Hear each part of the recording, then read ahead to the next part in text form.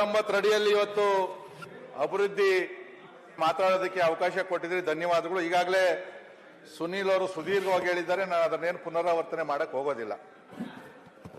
ಹಿಂದೆ ನಮ್ಮ ಸರ್ಕಾರಗಳಿದ್ದಾಗ ಕೂಡ ಅನುದಾನ ನಾವು ಸ್ವಲ್ಪ ಜಾಸ್ತಿ ತಗೊಂಡಿದ್ವಿ, ಅವ್ರು ಸ್ವಲ್ಪ ಕಡಿಮೆ ಕೊಟ್ಟಿದ್ವಿ, ಇಲ್ಲ ಅಂತ ನಾನು ಹೇಳಕ್ ಹೋಗ್ತಾ ಇಲ್ಲ.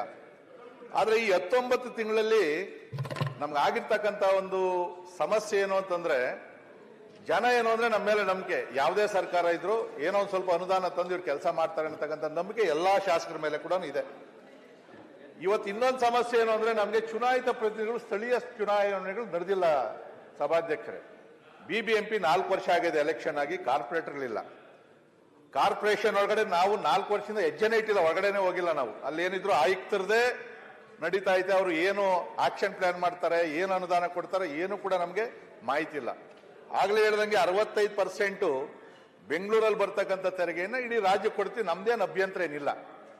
ಆದ್ರೆ ಹಿಂದೆ ಸಿದ್ದರಾಮಣ್ಣವ್ರು ಇದ್ದಾಗೂ ಕೂಡ ಪ್ರತಿ ವರ್ಷ 2 ವರ್ಷಕ್ಕೊಂದ್ಸರಿ 5,000 ಕೋಟಿ 6,000 ಕೋಟಿ ಕೊಟ್ಟಿರುವಂತ ಉದಾಹರಣೆ ಬೆಂಗಳೂರಲ್ಲಿ ಕೊಟ್ಟಿರ್ತಕ್ಕಂಥ ಉದಾಹರಣೆ ಇದೆ. ಅವ್ರು 100 ಕೋಟಿ ಜಾಸ್ತಿ ಇರ್ಬೋದು, ನಮ್ಗೆ 50 ಕೋಟಿ ಕೊಟ್ಟಿರ್ಬೋದು, ನಾವು ಅದರಲ್ಲೇ ಸಮಾಧಾನ ಪಟ್ಕೊಂಡಿದ್ದೀವಿ. ನಮ್ಮ ಸರ್ಕಾರ ಇದ್ದಾಗ ನಾವು ಸ್ವಲ್ಪ ಜಾಸ್ತಿ ತಗೊಂಡಿದ್ದೀವಿ, ಅವ್ರಿಗೂ ಕೊಟ್ಟಿದ್ದೀವಿ, ಏನ್ ತಾರತಮ್ಯ ಏನ್ ಮಾಡ್ಲಿಲ್ಲ. ಒಂದು ಅಲ್ಲಿ ಎಲೆಕ್ಷನ್ ನಡೆದಿಲ್ಲ. ನಗರಸಭೆ ಹೊಸದಾಗಿ ಪುರಸಭೆ, ಪಟ್ಟಣ ಪಂಚಾಯತಿ, ನಗರಸಭೆಗಳು ಏನಾಗಿದೆ ಅಲ್ಲೂ ಕೂಡ ಎಲೆಕ್ಷನ್ ನಡೆದಿಲ್ಲ, ಜನಪ್ರತಿನಿಧಿಗಳಿಲ್ಲ. ಮೇಜರು ಜಿಲ್ಲಾ ಪಂಚಾಯತಿ, ತಾಲೂಕ್ ಪಂಚಾಯತಿ ಕೂಡ ಬಹಳ ವರ್ಷಗಳಿಂದ ಎಲೆಕ್ಷನ್ ನಡೆದಿಲ್ಲ. ನಮ್ಗೆ ಎಷ್ಟು ಒತ್ತಡ ಐತೆ ಶಾಸಕರಿಗೆ ಅಂತಂದ್ರೆ, ಸಣ್ಣ ಚರಂಡಿಯಲ್ಲಿ ಕ್ಲೀನ್ ಮಾಡಬೇಕಾದ್ರೆ ಬಲ್ಪ್ ಹೋದ್ರೆ, ಸೊಳ್ಳೆ ಕಚ್ಚಿದ್ರೆ ಕೂಡ ಶಾಸಕರಿಗೆ ಫೋನ್ ಮಾಡ್ತಾರೆ. ಅಂದ್ರೆ 16 ಜನಪ್ರತಿನಿಧಿ ಮಾಡ್ತಕ್ಕಂಥ ಕೆಲಸದ ಒತ್ತಡ ನಮ್ಮ ಮೇಲೆ ಇದೆ ಸಭಾಧ್ಯಕ್ಷರೇ. ಇವತ್ತು ನಾವೇನು ರಾಜಕೀಯವಾಗಿ ನಾನೇನು ಮಾತಾಡಕ್ ಹೋಗೋದಿಲ್ಲ. ಅದರಲ್ಲಿ ನಾವು ಮನವಿ ಮಾಡ್ಕೊಳ್ತಕ್ಕಂಥದ್ದು, ಈಗ ನೀವು ಗ್ರಾಮೀಣ ಅಭಿವೃದ್ಧಿ ಬೇರೆ ಬೇರೆ ಅದಕ್ಕೆ ಕಾಂಗ್ರೆಸ್ ಶಾಸಕರು 25 ಕೋಟಿ ಅನೌನ್ಸ್ ಮಾಡಿದ್ವಿ, ಏನು ಮಾತಾಡ್ಲಿಲ್ಲ. ಅದೇ ಸಂದರ್ಭದಲ್ಲಿ ನಮ್ಗೆ 10 ಕೋಟಿ ಕೊಡ್ತೀನಿ ಅಂತ ಕೂಡ ಹೇಳಿದ್ರಿ, ಆದ್ರೆ ನಮ್ಗೆ 1 ನಯಾ ಪೈಸಾ ಕೂಡ ಅನುದಾನ ಬಂದಿಲ್ಲ.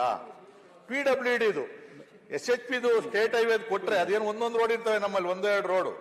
ಅದು ಬಿಟ್ರೆ ಒಳಗಡೆ ಇರ್ತಕ್ಕಂಥ ರಸ್ತೆಗೆ ಇವತ್ತುವರೆಗೂ ಕೂಡ 1 ರೂಪಾಯಿ ಅನುದಾನ ಕೂಡ ನಮ್ಗೆ ಬಂದಿಲ್ಲ. ಮೂರನೇದು SCP TSP ಒಂದು ಸ್ವಲ್ಪ ಬರ್ತಾ ಇದೆ ಅದರದ್ದು, ಆದ್ರೆ ನಮ್ಮ ನಿರೀಕ್ಷೆಗೆ ಮೀರಿದಷ್ಟು ಅನುದಾನ ಕೂಡ ಬರ್ತಾ ಇಲ್ಲ. ಇವತ್ತು ಆ ಭಾಗದಲ್ಲಿರ್ಬೋದು, ಈ ಭಾಗದಲ್ಲಿರ್ಬೋದು, ಆ ಭಾಗದ ಶಾಸಕರು ಸರ್ಕಾರವನ್ನ ಸಮರ್ಥನೆ ಮಾಡಲೇಬೇಕಾಗ್ತದೆ. ಒಳಗಡೆ ಅವ್ರು ನೋವಿದ್ರು ಕೂಡ ಹೊರಗಡೆ ಅವರು ಸರ್ಕಾರದ ವಿರುದ್ಧ ಹೋರಾಟ ಮಾಡಕ್ ಆಗಲ್ಲ ಅವ್ರ ಕೈಯಲ್ಲಿ. ಯಾಕಂದ್ರೆ ಮಂತ್ರಿಗಳು ಏನೋ ನೀನೇ ಮಾತಾಡ್ತಾ ಇದೆಯಲ್ಲಪ್ಪ ಅಂತ ಹೇಳ್ತಾರೆ. ಈಗ ಅವ್ರ ಅನುದಾನ ಬೇಡವಾ? ಬೇಕೇ ಬೇಕು.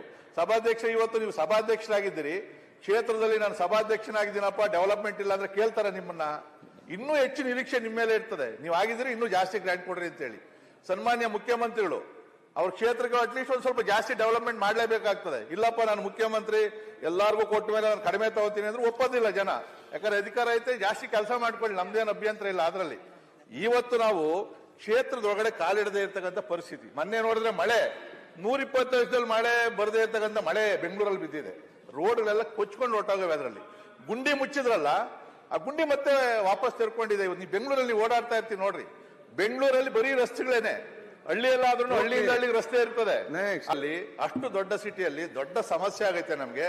ನಾವು ನಿಮ್ ಕೈ ಮುಗಿದು ಕೇಳ್ಕೊಳ್ಳೋಂಥದ್ದು, ಇವತ್ತು ನಾವು ಎಲ್ಲಾ ಶಾಸಕರು ಅಲ್ಲಿ ಗೌರವಿತವಾಗಿ ಹೋಗ್ಬೇಕು ಅಂತಂದ್ರೆ ಕನಿಷ್ಠ ಒಂದು 50ರಿಂದ 100 ಕೋಟಿ ರೂಪಾಯಿ ಬೇರೆ ಬೇರೆ ಇಲಾಖೆದೆಲ್ಲ ಸೇರಿಸಿ ಅನುದಾನವನ್ನು ಕೊಟ್ರೆ ನಾವು ಕೂಡ ಗೌರವದಿಂದ ಆಗ್ತೀವಿ. ಅದು ಅಲ್ಲೂ ಆಗಬಾರ್ದು, ನಮಗೂ ತೊಂದರೆ ಆಗಬಾರ್ದು. ಯಾಕಂದ್ರೆ ಯಾವುದೇ ಶಾಸಕ ಬಿಜೆಪಿ ಕೊಟ್ಟಿದ್ದ ಗ್ರಾಂಟ್ ಬಿಜೆಪಿ ಮನೆ ಮುಂದೆ ಕಾಂಕ್ರೀಟ್ ಹಾಕಲ್ಲ. ಕಾಂಗ್ರೆಸ್ ಅವರು ಇರ್ತಾರೆ, JDS ಅವರು ಇರ್ತಾರೆ. ಅಲ್ಲಿ ಕಾಂಗ್ರೆಸ್ ಶಾಸಕರು ಮಂತ್ರಿಗಳವ್ರೆ, ಅಲ್ಲಿ ಬಿಜೆಪಿ ಅವರು ಇಲ್ವಾ? ಇದು ಕಾಂಗ್ರೆಸ್ ಅವರು ಇದಾರೆ. ಬರೀ ಎಲ್ಲಾರ ಮನೆ ಮುಂದೆ ಏನೋ ಮಾಡ್ತಾರೆ. ನಿಮ್ ಕಾರ್ಯಕರ್ತರು ನಮ್ಮ ಕ್ಷೇತ್ರದಲ್ಲೂ ಇರ್ತಾರೆ. ಡೆವಲಪ್ಮೆಂಟ್ ವಿಚಾರದಲ್ಲಿ ತಾರತಮ್ಯ ಮಾಡಬೇಡಿ. ನೀವು ಇನ್ನೇನ್ ಬೇಕಾದ್ರೆ ಮಾಡ್ರಿ, ಪಾಲಿಟಿಕ್ಸ್ ಅಲ್ಲಿ ಬೇಕಾದ್ರೆ ನಾವು ಫೈಲ್ ಮಾಡ್ತೀವಿ ಅದನ್ನ. ಅದಕ್ಕೋಸ್ಕರ ನಿಮ್ಮಲ್ಲಿ ಮನವಿ ಮಾಡ್ಕೊಳ್ತಕ್ಕಂಥದ್ದು, ಅಧ್ಯಕ್ಷ, ಇದು ಮುಗಿದ ಮೇಲೆ ಸನ್ಮಾನ್ಯ ಮುಖ್ಯಮಂತ್ರಿಗಳು ಇಲ್ಲ ಸಂಬಂಧಪಟ್ಟ ಇಲಾಖೆಯವರಿಗೆ ಅನುದಾನದ ಘೋಷಣೆಯನ್ನು ಮಾಡಿದ್ರೆ ನಾವು ಕೂಡ ಖುಷಿಯಾಗಿ ಕ್ಷೇತ್ರಕ್ಕೆ ಹೋಗ್ತೀವಿ. ಇಲ್ಲ ಅಂದ್ರೆ ಇಲ್ಲಿವರೆಗೂ ಚರ್ಚೆ ಮಾಡಿ ಏನು ಫಲಿತಾಂಶ ಬರಲಿಲ್ಲ ಅಂತಂದ್ರೆ ಖಂಡಿತವಾಗಿ ಕೂಡ ಸರ್ಕಾರಕ್ಕೂ ಒಳ್ಳೆ ಹೆಸರು ಬರೋದಿಲ್ಲ, ಮತ್ತು ಇಲಾಖೆ ಯಾರು ಮಂತ್ರಿಗಳಿದಾರಲ್ಲ ಅವ್ರಿಗೂ ಕೆಟ್ಟ ಹೆಸರು ಬರ್ತದೆ, ಮತ್ತೆ ಅಧಿಕಾರಿಗಳು ಅಷ್ಟೇ. ಇವತ್ತು ನೀವು ಸರಿಯಾಗಿ ಕೊಡ್ಲಿಲ್ಲ ಅಂದ್ರೆ ಅಧಿಕಾರಿಗಳು ಏನ್ ಮಾಡ್ತಾರೆ, ಕೈ ತೊಳ್ಕೊಂತಾರೆ. ಅವರು ಕೂಡ ನಾವು ಸರಿ ಇಲ್ಲ ಅಂದ್ರೆ ಅವರು ಕೂಡ ನಮ್ಮನ್ನ ಆಟ ಆಡಿಸ್ತಾವ್ರೆ ಎಲ್ಲ ಕಡೆಗೆ. ಸಣ್ಣ ₹10 ಸ್ಯಾಂಕ್ಷನ್ ಮಾಡ್ಕೊಳಕ್ ಆಗ್ತಾ ಇಲ್ಲ ನಮ್ಮ ಕೈಯಲ್ಲಿ. ಸೊ ಅದಕ್ಕೋಸ್ಕರ ಬೆಂಗಳೂರು ವಿಶೇಷವಾಗಿ ತಾವೆಲ್ಲ ಕೂಡ ಅಲ್ಲಿ ಬರ್ತೀರಿ, ತಾವು ಕೂಡ ಅಲ್ಲಿ ಕೆಲವು ಮನೆಗಳನ್ನು ಕಟ್ಕೊಂಡು ವಾಸ ಮಾಡ್ತಾ ಇರ್ತೀರಿ. ಬೆಂಗಳೂರು ಕೇವಲ ಬೆಂಗಳೂರಿದಲ್ಲ, ಅದು ಇಡೀ ಕರ್ನಾಟಕ ಜನತೆಗೆ ಸೇರಿರ್ತಕ್ಕಂಥದ್ದು.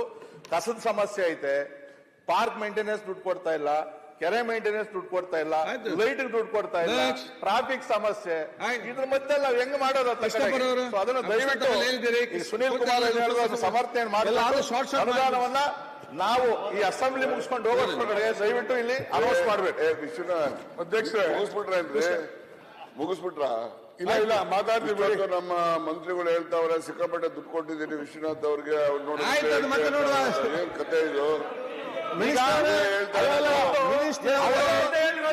ಇಲ್ಲ ಇಲ್ಲ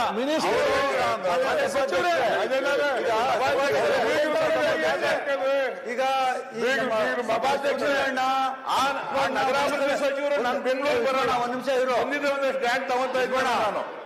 ಸಭಾಧ್ಯಕ್ಷರ ಇಷ್ಟೊತ್ತು ಈ ಸುನಿಲ್ ಅಣ್ಣ ವಿಶ್ವಣ್ಣ ನಮ್ಮ ಸರ್ಕಾರದಲ್ಲಿ ದುಡ್ಡಿಲ್ಲ, ಲಾಸ್ ಆಗ್ಬಿಟ್ಟೈತೆ, ಹಂಚಕ್ ದುಡ್ಡಿಲ್ಲ, ಎಲ್ಲ ಗ್ಯಾರಂಟಿ ಯೋಜನೆಗಳು ಕೊಟ್ಟವ್ರೆ. ನಿಮ್ಮಂತೆಲ್ಲ ಸರ್ಕಾರದ 100 ಕೋಟಿ ಕೇಳಿದ್ರೆ 25,000 ಕೋಟಿ ಆಯ್ತು ಲೆಕ್ಕ ಅಧ್ಯಕ್ಷ ಅವ್ರದ್ದು ಇವಾಗ.